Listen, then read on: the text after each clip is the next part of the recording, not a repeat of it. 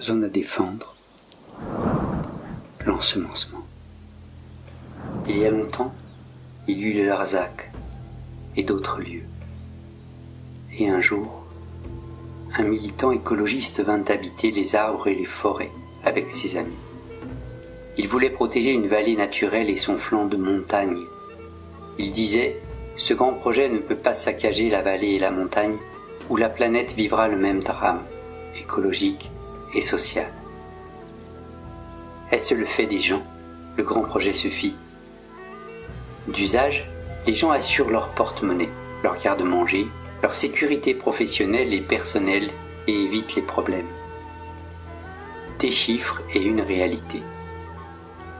L'écologie politique, en France, c'est 2% de la réalité politique, décentralisation et grands projets compris. Données historiques sur l'agriculture. Dégradation des sols agricoles sur la planète, 1 milliard d'hectares avant 1900, 1 milliard d'hectares au XXe siècle. Et chaque année, 10 millions d'hectares sont dégradés par des pratiques agricoles offensives agressives. Il reste 1,5 milliard d'hectares cultivables dans le monde.